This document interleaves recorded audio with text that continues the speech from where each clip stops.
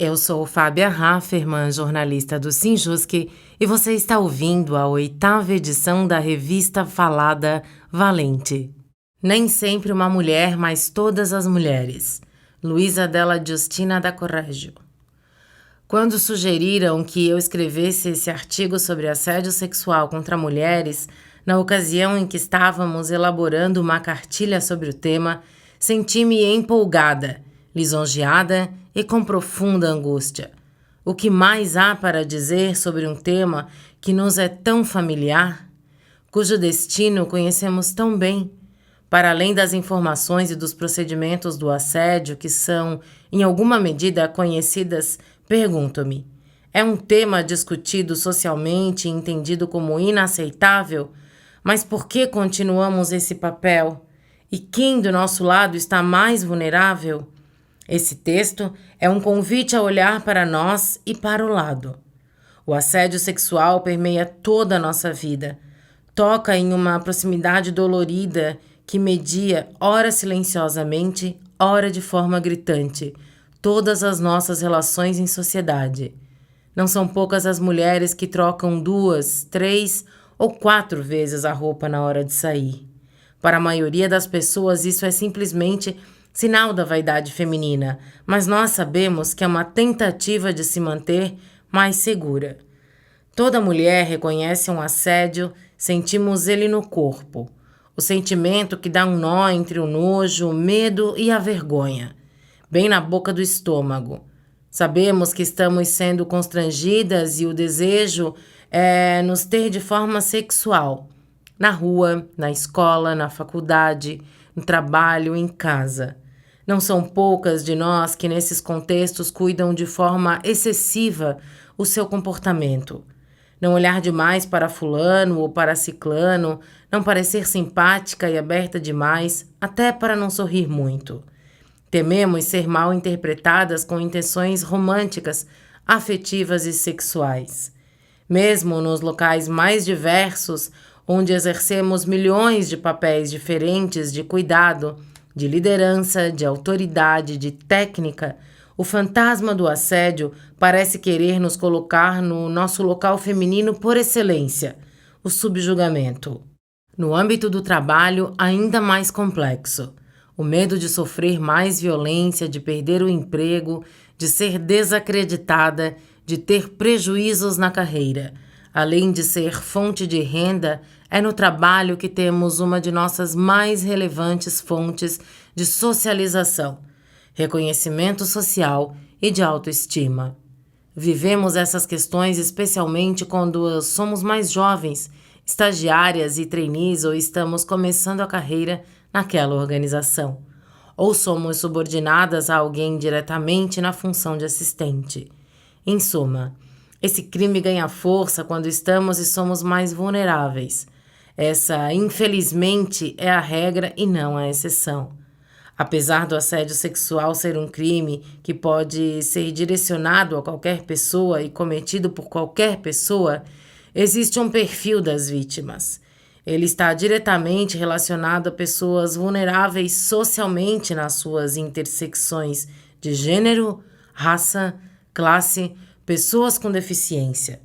Em uma pesquisa de 2020 da empresa Think Eva sobre o ciclo do assédio sexual nos ambientes profissionais, a qual entrevistou 414 mulheres, temos que quase metade das mulheres diz ter sido sofrido assédio sexual no trabalho. Dentro da população feminina, as mulheres negras são a maioria das vítimas. Ganham em média entre 2 e 6 salários mínimos e ocupam posições hierarquicamente inferiores. Nem todo assédio é direcionado a mulheres, mas as mulheres sempre são vítimas de assédio. Segundo a mesma pesquisa, as mulheres de classes mais baixas sentem mais insegurança e mulheres negras são as que relatam sentir mais vergonha por serem vítimas de assédio sexual. Quando pensamos em raça e em classe, fica ainda mais evidente como as hierarquias de poder social favorecerem o assédio. Por meio do racismo estrutural e ao longo da sociedade colonial, o corpo da mulher negra foi visto por homens brancos como objeto sexual. E esse é um dos meios pelos quais o racismo alimenta o sexismo. A ideia de que a culpa é, sem dúvidas, dos seios, das coxas, do corpo, da pele.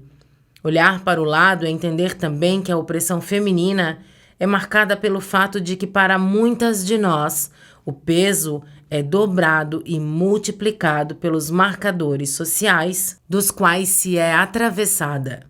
Já cantava Dandara Manoela na canção Mulher de Luta que destino tem Maria que trabalha, trabalha, trabalha, mas não tem destino certo? Se tem pão na mesa ou não? Para onde é que vai? Para onde é que vamos? O convite é irmos juntas, juntos, juntes. O destino comum do assédio é a separação entre vítima e agressor. Pensarmos o problema a dois. À vítima cabe solidão, tristeza, nojo, medo, impotência, raiva e perda da autoconfiança. O medo da impunidade, do descaso e da humilhação pública privatizam a experiência. Nós, mulheres, a vivemos sozinhas, às vezes com a família, amigos, núcleo próximo, colegas de trabalho. Todos esses ambientes são impactados pela insegurança dessas violências. Ao agressor, cabe a impunidade ou o afastamento, os dois polos desse destino. Se pensados de forma individual, ele é o problema. Levam aos mesmos locais no sistema produtivo. Quando restringe-se o problema a apenas um indivíduo, pensa-se que ao tirá-lo de cena o problema se resolve. E sabemos que não é assim. A violência do assédio sexual, assim como a do assédio moral, é um fenômeno que ganha corpo a partir da forma como a nossa sociedade se organiza culturalmente e como as organizações são estruturadas.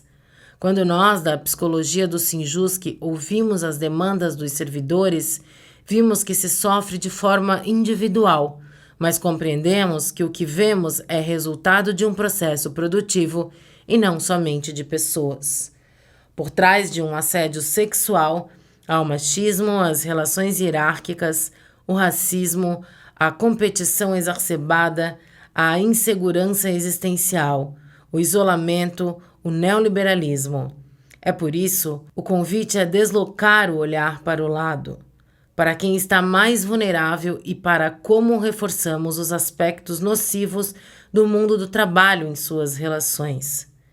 Não sucumbimos ao medo, pois ele nos paralisa, nem à esperança de que as coisas mudem sem nos implicarmos. O que pode ser dito, acredito, está nesse exercício ao nos olharmos. Vemos que não estamos sós na dor e nem na luta. O caminho possível é na troca, na solidariedade de classe e sempre na luta. Possível apêndice. Ver que há um padrão das vítimas nos permite perceber que há um padrão no cenário. E qual a solução que nos é possível? Na equipe de psicologia do Sinjuski, pensamos que essa frequência no perfil não é coincidência. É com esse olhar que participamos da construção da cartilha de assédio, que sairá em breve. Nela encontraremos as questões mais práticas, o que é assédio sexual, como identificar, o que fazer. Também retornaremos com as rodas de conversas integrativas para compartilhar e discutir vivências do mundo do trabalho com viés transformador. Participe! Luísa Della Justina da Corrégio é graduanda em Psicologia na Universidade Federal de Santa Catarina e estagiária em Saúde do Trabalhador no Sinjuski. Sinjuski, sempre na luta.